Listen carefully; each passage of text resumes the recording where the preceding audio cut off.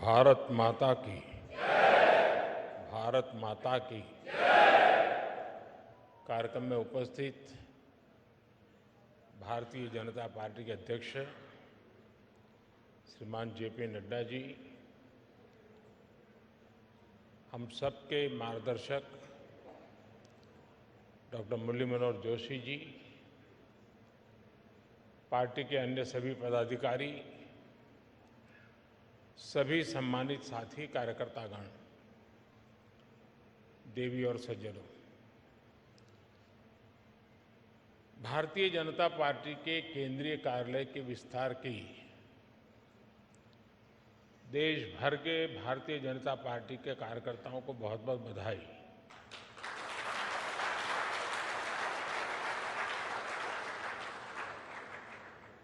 दो 2018 में जब मैं कार्यालय का लोकार्पण करने के लिए आया था तो कहा था कि इस कार्यालय की आत्मा हमारा कार्यकर्ता है। आज जब हम इस कार्यालय का विस्तार कर रहे हैं तो ये भी केवल एक भवन का विस्तार नहीं है, बल्कि ये प्रत्येक भाजपा कार्यकर्ता के सपनों का विस्तार है।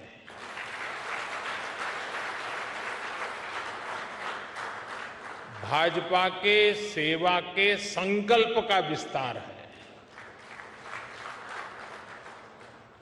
मैं पार्टी के उन कोटि कोटि कार्यकर्ताओं के चरणों में प्रणाम करता हूं।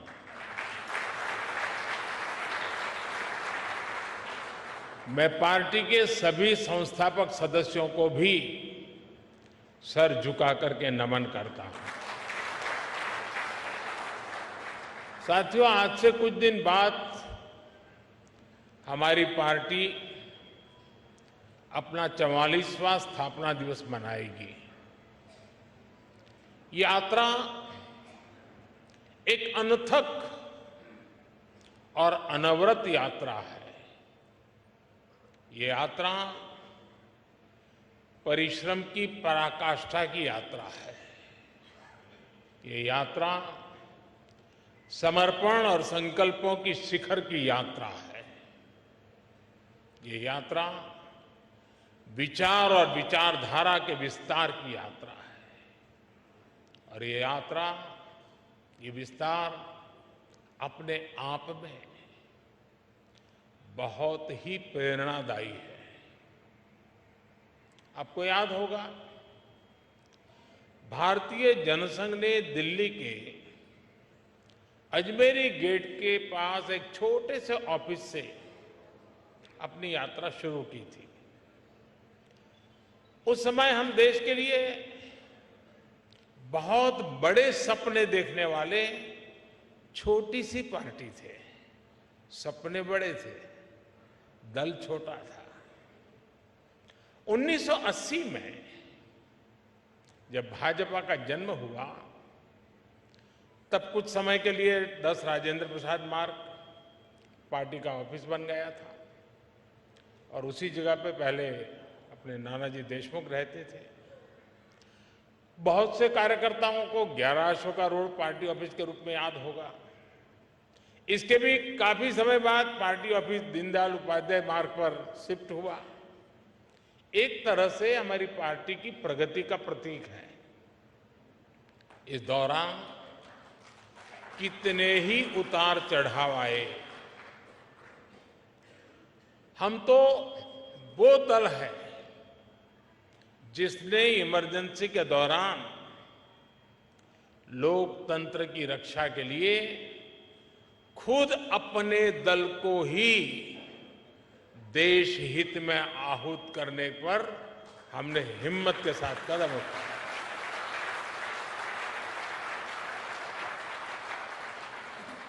फिर सन 84 में जो हुआ, देश कभी भी उस काले पृष्ठ को भूल नहीं सकती है। और उसके बाद जो चुनाव हुआ, कांग्रेस को ऐतिहासिक बहुमत मिला था। भावनाओं से भरा हुआ वो माहौल, एक इमोशनली चार्ज एटमॉस्फियर,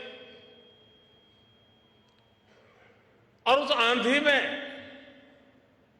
हम भी लगभग पूरी तरह से खत्म हो गए थे। लेकिन हम हताश नहीं हुए, हम निराश नहीं हुए। हमने किसी और में दोष ढूंढने की कोशिश नहीं की। आरोप प्रत्यारोप के चक्कर में हम नहीं पड़े। हम चले गए फिर एक बार जनता जनार्दन के बीच। हमने जमीन पे काम किया, हमने अपने संगठन को मजबूत किया, और तब जाकर आज हम यहां पहुंचे हैं।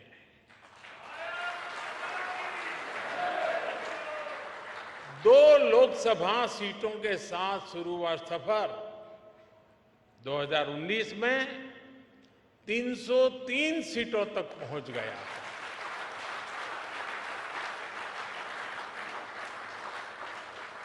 आज कई राज्यों में हमें 50% से ज्यादा वोट मिलते हैं। आज उत्तर से दक्षिण तक, पश्चिम से पूरब तक भाजपा एकमात्र पैन इंडिया पार्टी है।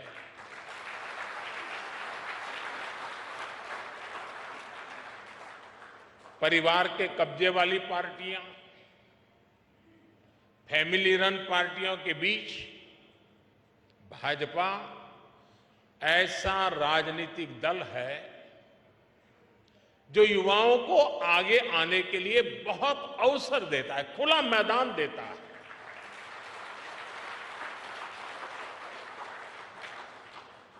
आज भारत की माताओं, बहनों, बेटियों का आशीर्वाद जिस पार्टी के साथ है, उस पार्टी का नाम है भारतीय जनता पार्टी।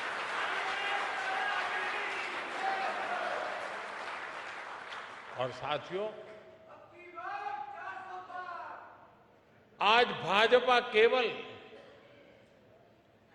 विश्व की सबसे बड़ी पार्टी नहीं है, बल्कि भाजपा भारत के सबसे फ्यूचरिस्टिक पार्टी है।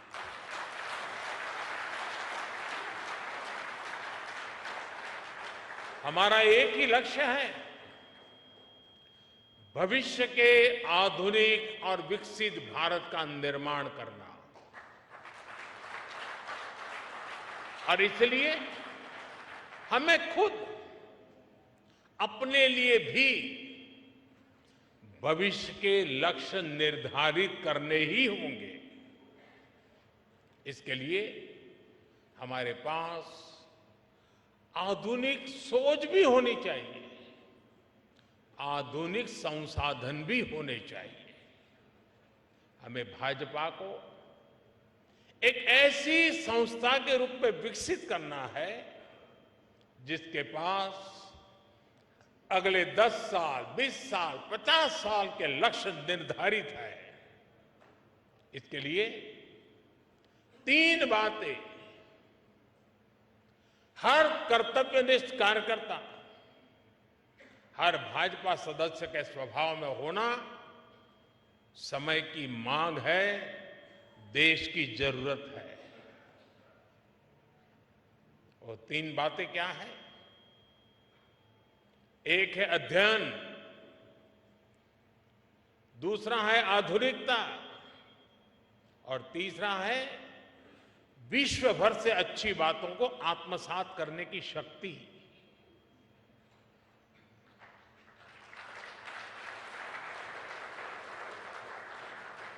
हम आप जानते हैं कि पंडित दीनदयाल जी जहां कहीं जाते थे, किताबें उनके साथ रहती थी। वो प्रवास में भी पढ़ते लिखते रहते थे। उनकी रचनाएं, उनके अध्ययन और बौद्धिक विस्तार की गवाह है। डॉक्टर श्यामा प्रसाद मुखर्जी के अपने घर में तो हजारों किताबें थी। भाजपा कार्यालय की नई बिल्डिंग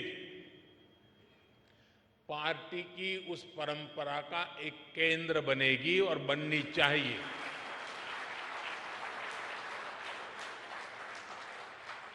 यहां अध्ययन की व्यवस्था भी है, आधुनिकता भी है और विश्व भर का अनुभव प्राप्त करने की आकांक्षा भी है। मुझे विश्वास है भाजपा का ये आधुनिक कार्यालय निरंतर इन सपनों के लिए, इन संकल्पों के लिए, इस अदम्य इच्छा और उमंग के लिए अविरत प्रेरणा का स्रोत बनेगा।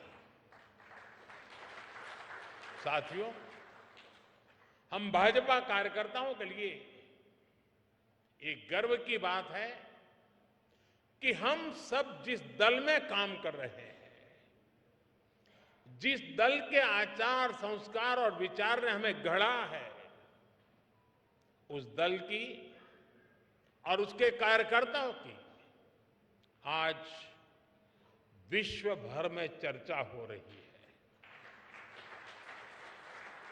आज बीजेपी की पहचान दुनिया के सबसे महत्वपूर्ण राजनीतिक दल के तौर पर होने लगी है। आज भाजपा की तुलना दुनिया की उन ऐतिहासिक पार्टियों से होने लगी है जिन्होंने अपने शासनकाल में अपने देश का भाग्य बदल दिया था। ये समय बीते 4-5 दशकों में भाजपा कार्यकर्ताओं के त्याग और तपस्या की वजह से आया है। ये समय भाजपा सरकार के विकास के कार्यों की वजह से आया है। बीजेपी वो दल है जो भारत के महत्व को, भारत के सामर्थ्य को सशक्त करने के एक ही संकल्प को लेकर के चल रहा है। हम सबका साथ, सबका विकास, सबका विश्वास और सबका प्रयास के मंत्र को लेकर के आगे बढ़ रहे हैं। और मुझे ये देखकर खुशी होती है कि दुनिया के कई सारे ऐसे नेता, वो हमारी भाषा से परिचित नहीं है, लेकिन फिर भी वो ये सबका साथ, सबका विकास मंत्र दोहराने का प्रयास करते हैं। वो अपनी भाषा में उसका अनुवाद भी करते हैं। साथियों, आज हमारा नॉर्थ ईस्ट सबका साथ, सबका विकास के मंत्र का बेहतरीन उदाहरण है। नॉर्थ ईस्ट की आबादी में बहुत विविधता है। वहां अलग अलग समुदायों के लोग हैं।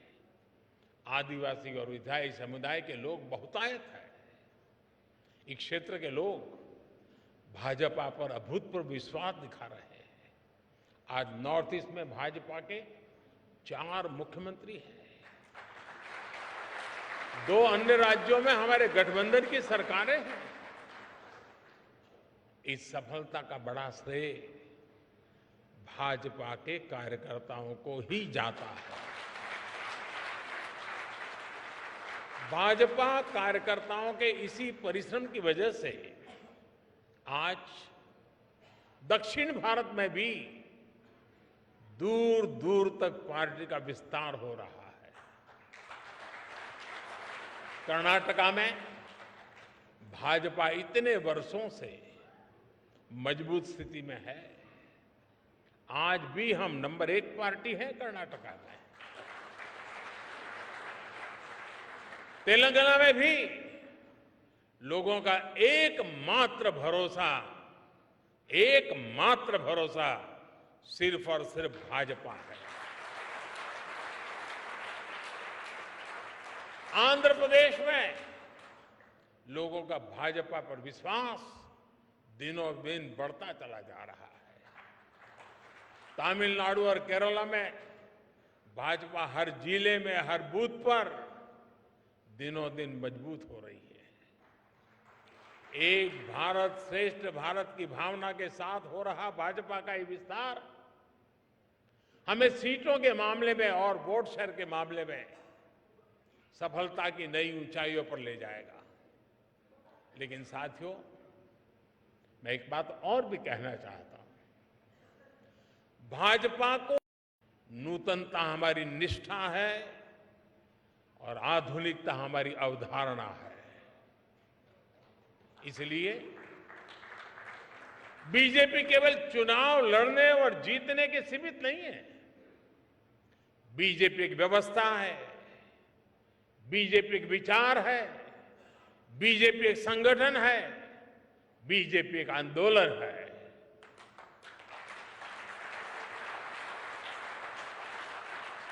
बीजेपी विकास की भी प्रेरणा शक्ति है और बीजेपी बदलाव की भी प्राण शक्ति है। बीजेपी ने सियासत की सोच को बदला है और समावेश के नए मानकों को जन्म दिया है। और इसका एक उदाहरण है भाजपा का सदस्यता अभियान और इसके माध्यम से पार्टी का विस्तार। एक समय था जब हम राज्यों में राज्य स्तर की कमेटी बन जाए तो हम सोच रहे थे कि चलिए उस राज्य में झंडा गाड़ दिया। फिर थोड़ा समय और बीता, कार्यकर्ताओं ने परिश्रम किया, फिर हम हिसाब लगाने लगे कि भाई कितने जिले हैं जहां कमेटी बनी है, कितने जिलों में कमेटी बाकी है, कब पूरा करेंगे। फिर हम एक कदम आगे चले, फिर हम सोचने लगे चलो जिले तो हो गए, बताओ भाई कितने तहसील में कमेटियां बनी हैं, कितने ब्लॉक लेवल पर कमेटियां बनी हैं। फिर शक्ति केंद्र आया, फिर बूथ पर फोकस हुआ और आज हम पन्ना प्रमुख तक पहुंच गए।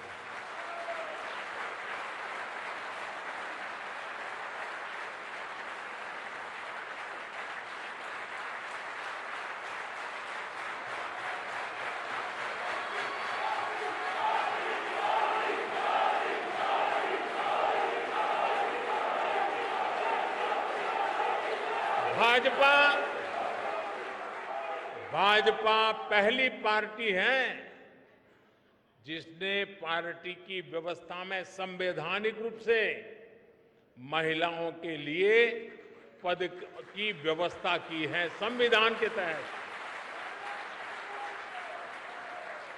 भाजपा पहली ऐसी पार्टी है जो अपने कार्यकर्ताओं को नए अवसर देने के लिए निरंतर तत्पर रहती है।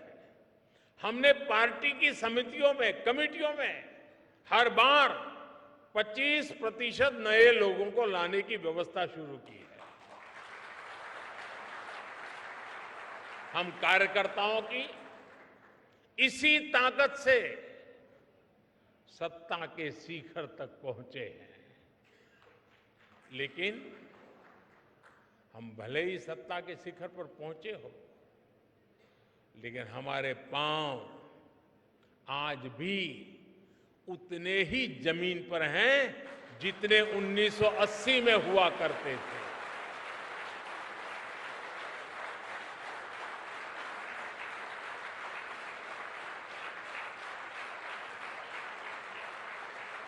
भाजपा में ऐसे कार्यकर्ताओं की बहुत बड़ी फौज है जो कष्ट उठाकर, परेशानी झेलकर, कर्तव्य भावना से लगातार देश सेवा में जुटे रहते हैं। हम जहां भी काम करते हैं सामूहिकता की भावना से काम करते हैं, टीम वर्क के साथ काम करते हैं। भाजपा वो पार्टी है जिसमें मुक्त चिंतन होता है, नए विचार सृजित होते हैं, नए विचारों का सम्मान होता है। चिंतन और अध्ययन करने वाले एक बहुत बड़ा वर्ग हमारे भाजपा परिवार का विशाल विस्तार है, हिस्सा है, वटवृक्ष की भांति है। भाजपा वो पार्टी है जिसमें समाज के अलग अलग वर्गों को प्रतिनिधित्व देने के लिए प्रभावी और क्रियाशील मोर्चे और कमेटियां हैं। भाजपा में हर मोर्चा अपनी सामाजिक भूमिका में सक्रिय भी होता है, प्रभावशाली भी होता है। साथियों, भाजपा की एक और विशेषता है कि हमारी पार्टी समाज के साथ जुड़कर के काम करती है। भाजपा में समाज की सेवा के माध्यम से कार्यकर्ताओं को गढ़ा जाता है। जैसे कि आपने देखा होगा, आजकल भाजपा सांसद अपने क्षेत्र में खेल प्रतियोगिताएं करा रहा है। इनके आयोजन में बड़ी जिम्मेदारी भाजपा के वहां के स्थानीय कार्यकर्ता ही निभा रहे हैं। इसमें देश के लाखों युवाओं को भाग लेने का मौका मिल रहा है। हजारों युवाओं को पदक मिल रहे हैं, उनके लिए आगे बढ़ने के रास्ते खुल रहे हैं और हमें भी क्षेत्र के सामर्थ्य का परिचय होता है। इसी तरह कहीं कोई प्राकृतिक आपदा हो, समाज के सामने कहीं कोई चुनौती आए या फिर रक्तदान जैसे समाज सेवा से जुड़ा अभियान हो, भाजपा के कार्यकर्ता सबसे पहले पहुंचते हैं और सबसे आखिरी तक मोर्चे पर डटे रहते हैं।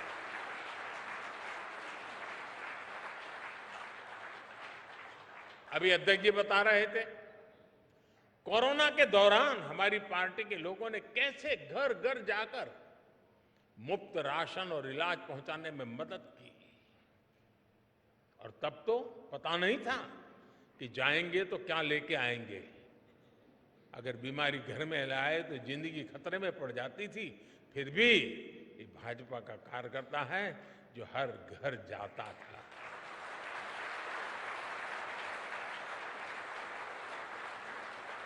आज भाजपा और भाजपा कार्यकर्ताओं का समाज के साथ जो भावात्मक संबंध है,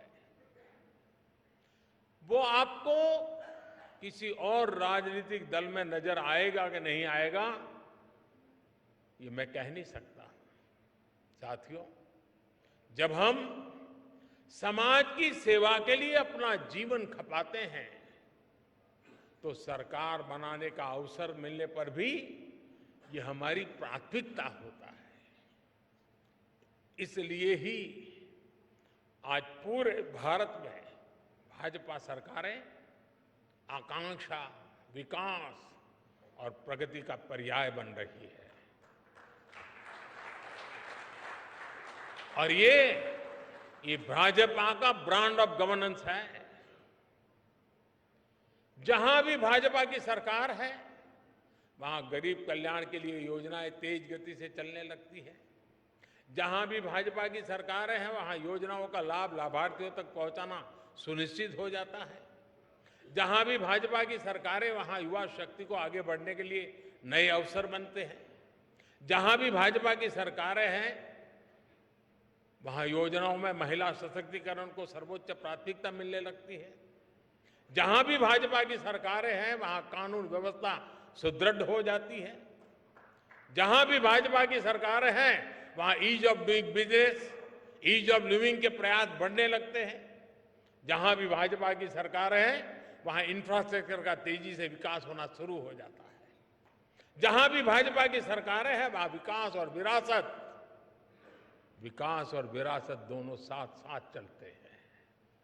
साथियों, मैं समझता हूं अब समय आ गया है कि हमारी यूनिवर्सिटीज, एकेडमिशियंस और एक्सपर्ट्स भारत के पिछले 75 साल के अलग अलग गवर्नेंस मॉडल्स की कंपैरेटिव स्टडी करें, एनालिसिस करें, देश और दुनिया के सामने रखें। देश ने लंबे समय तक कांग्रेस का एक गवर्नेंस मॉडल देखा है। देश ने कम्युनिस्टों का भी कुछ राज्यों में गवर्नेंस का मॉडल देखा है। देश ने परिवारवादी फैमिली रन पार्टियों के काम करने का तरीका भी देखा है। अलग अलग गठबंधनों की सरकारों का गवर्नेंस मॉडल भी देश ने देखा है। और देश आज पूर्ण बहुमत वाली भाजपा सरकारों का गवर्नेंस मॉडल भी देख रहा है। एक निश्चित पैरामीटर्स के साथ जब इसकी एनालिसिस होगी तो गवर्नेंस के मॉडल का महत्व समझ में आएगा। देश के सामान्य मानवी को भी पता चलेगा कि गवर्नेंस के किस मॉडल ने देश को क्या दिया, उसके परिणाम क्या निकले और उनके लिए क्या बेहतर रास्ता है। साथियों, आज भारतीय जनता पार्टी के प्रत्येक कार्यकर्ता को एक बात समझना बहुत आवश्यक है। देश इस समय जिस कालखंड से गुजर रहा है वो तेज विकास के लिए बहुत अहम है। ये अमृतकाल ये सिर्फ शब्द समूह नहीं है, ये धरती की सच्चाई है। 140 करोड़ देशवासियों की दिलों की धड़कन है।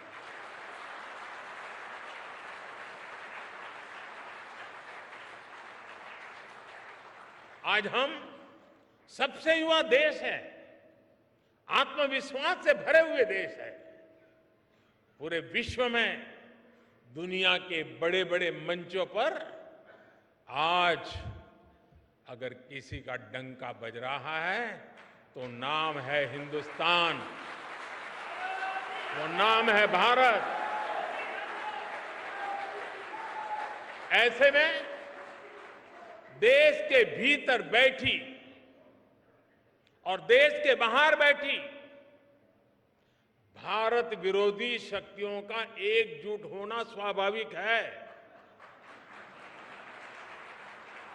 ये शक्तियां किसी भी तरह भारत से विकास का एक कालखंड छीन लेना चाहती है।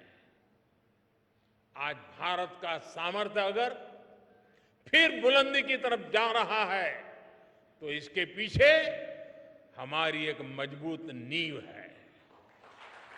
ये नींव हमारी संवैधानिक संस्थाओं की है, हमारे कॉन्स्टिट्यूशनल इंस्टीट्यूशंस की है। इसलिए आज भारत को रोकने के लिए हमारी इस नींव पर चोट की जा रही है, संवैधानिक संस्थाओं पर प्रहार किया जा रहा है, उन्हें बदनाम करने का अभियान छेड़ा जा रहा है, उनकी क्रेडिबिलिटी, उनकी विश्वसनीयता खत्म करने की साजिश की जा रही है। जो लोग भ्रष्टाचार में लिप्त हैं, उन पर जब एजेंसियां कार्रवाई करती हैं तो एजेंसियों पर हमला किया जाता है। जब कोर्ट कोई फैसला सुनाता है तो कोर्ट पर सवाल उठाए जाते हैं, न्यायिक प्रणाली पर हमले होते हैं। आप सब देख रहे हैं, कुछ दलों ने मिलकर भ्रष्टाचारी बचाओ अभियान छेड़ा हुआ है।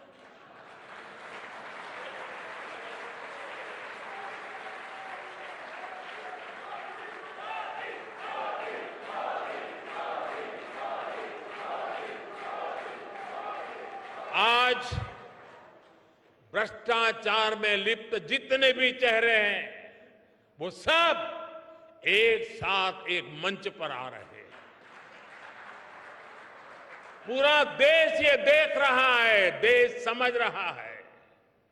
साथियों, भ्रष्टाचार ने हमारे देश का बहुत नुकसान किया है। दिमक की तरह देश को खोखला किया है भ्रष्टाचार ने।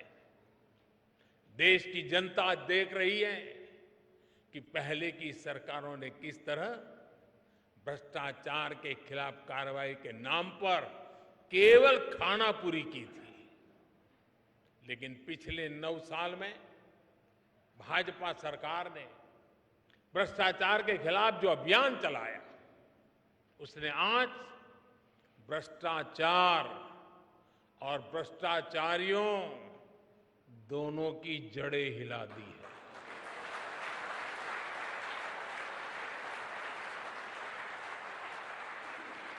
ये इस बात का प्रमाण है कि जब भाजपा आती है तो भ्रष्टाचार भागता है।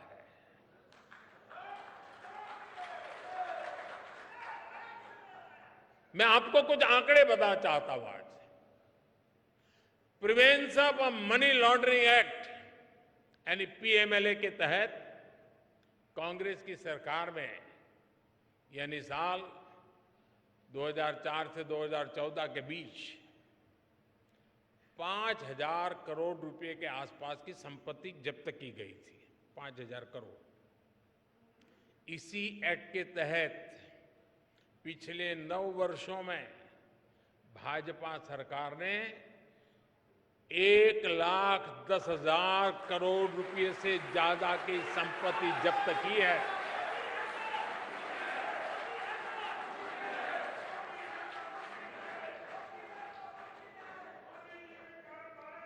इस एक्ट के तहत पहले के मुकाबले 2 गुने से ज्यादा केस रिकॉर्ड किए गए हैं और 15 गुना ज्यादा लोगों को गिरफ्तार किया गया है। हमारे यहां कुछ लोगों ने कांग्रेस शासन के दौरान बैंकों को जमकर के लूटा। बैंकों का करीब 22,000 करोड़ रुपए का नुकसान करके ये लोग विदेश भाग गए।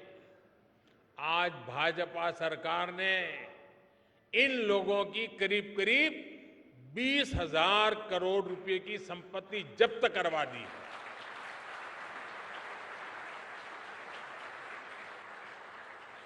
प्रिवेंशन ऑफ करप्शन एक्ट के तहत पिछले 9 वर्षों में सीबीआई ने लगभग 5,000 केस दर्ज किए हैं।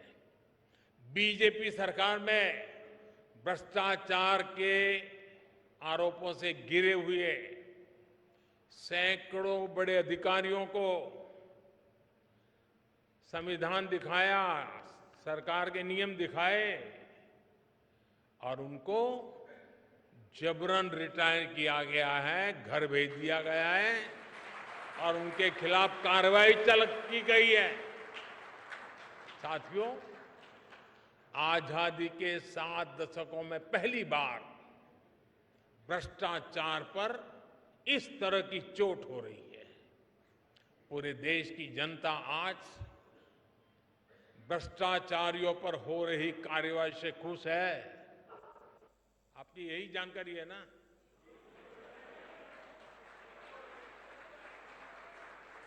मैं जहां जाता हूं लोग यही कहते हैं, मोदी जी रुकना मत।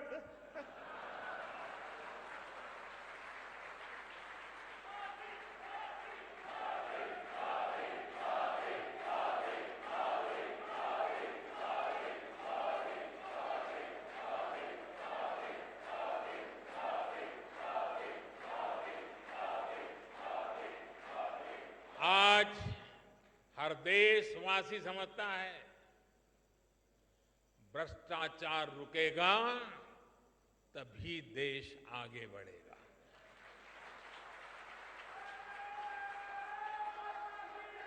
और जब हम इतना सारा करेंगे तो कुछ लोग तो नाराज होंगे ही होंगे।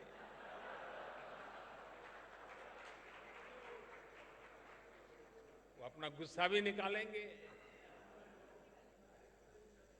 लेकिन इनके झूठों आरोपों से न देश झुकेगा, न भ्रष्टाचार के विरुद्ध कार्रवाई थमने वाली है।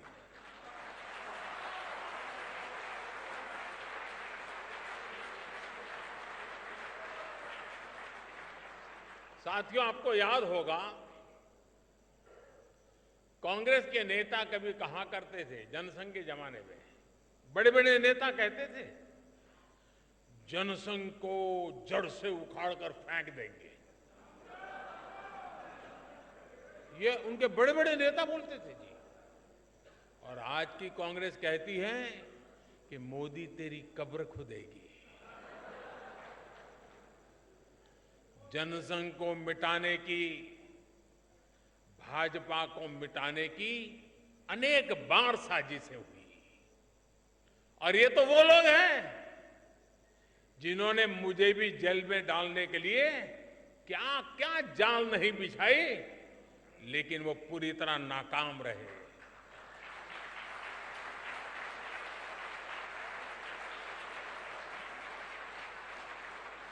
और हम बचे हैं, हम फले हैं, फूले हैं तो जनता जनार्दन के आशीर्वाद से, देशवासियों के प्यार से बढ़े।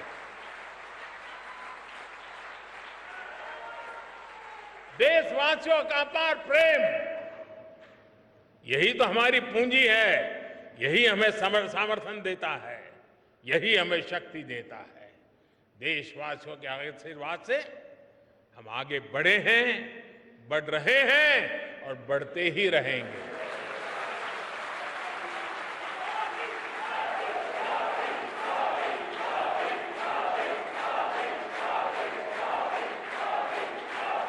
हम यहां से आगे बढ़ेंगे, वो भी देशवासियों के विश्वास से बढ़ने वाले हैं। साथियों, भाजपा ये वो पार्टी नहीं है जो अखबारों से, टीवी स्क्रीन की चमक से पैदा हुई हो। ये भाजपा ट्विटर हैंडलों और यूट्यूब के चैनलों से पैदा नहीं हुई है। ये भाजपा अपने कार्यकर्ताओं के त्याग तपस्या से बनी हुई है। भाजपा जमीन पर काम करके आगे बढ़ी है। भाजपा गांव में, खेत खलिहानों में गरीबों के साथ कंधा से कंधा मिलाकर तप करके आगे बढ़ी है। मुझे बहुत सारे लोग कहते हैं, अरे मोदी जी अब सत्ता मिल गई, 2-2 बार प्रधानमंत्री बन गए, अभी भी क्यों इतना दौड़ते रहते हो, क्यों भागते रहते हो? अरे कभी तो मौज करो, आराम करो। लेकिन उन लोगों को पता नहीं है, बीजेपी कार्यकर्ता की नियति आराम करना, बैठना, मौज करना हो नहीं सकती। भाजपा के कार्यकर्ता के लिए देश की आशाएं, लोगों की आकांक्षाएं, उनके सपने ही उसकी ड्राइविंग फोर्स होती है। इसी के लिए भाजपा कार्यकर्ता दिन रात दौड़ता है, भागता है, काम करता है, वो रुकता नहीं है, थकता नहीं है, झुकता भी नहीं है। लेकिन साथियों, हमें याद रखना है, हमारी ये लड़ाई आसान नहीं है। भाजपा को डगर डगर पर भ्रष्टाचार से लड़ना है। भाजपा को डगर डगर पर भाई भतीजावाद से लड़ना है। भाजपा को डगर डगर पर संप्रदायवाद से लड़ना है। भाजपा को डगर डगर पर जातिवाद से लड़ना है। भाजपा को डगर डगर पर भारत विरोधी विदेशी ताकतों और उनके इकोसिस्टम से लड़ना है, क्योंकि यही वो चुनौतियां हैं जिन्होंने देश का बहुत बड़ा नुकसान किया है, बहुत समय तक नुकसान किया है। साथियों, बहुत सौभाग्य से, अनेकों के त्याग तपस्या से हमें आजादी के अमृत काल में राष्ट्र की सेवा करने का, राष्ट्र निर्माण करने का अवसर मिला है। हम भारतीयों ने मिलकर 2047 तक, जब आजादी के 100 साल मनाएंगे, तब तक विकसित भारत का लक्ष्य रखा है। आजादी के अमृत महोत्सव से लेकर आजादी के 100 वर्ष तक देश की इस यात्रा में प्रत्येक भाजपा कार्यकर्ता को जी तोड़ मेहनत करनी ही करनी है। हमारे कार्यकर्ताओं को लंबी पारी के लिए तैयार करना चाहिए। दल को बनाने में जिस तरह अनेक पीढ़ियां खप गई, उसी तरह देश को आगे बढ़ाने के लिए हमें भी अपनी पीढ़ियों को खपाना होगा।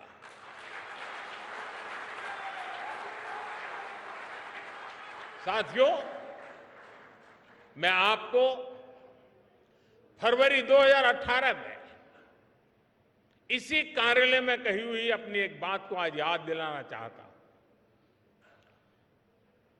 2018 में इसी भवन का लोकार्पण करते हुए मैंने कहा था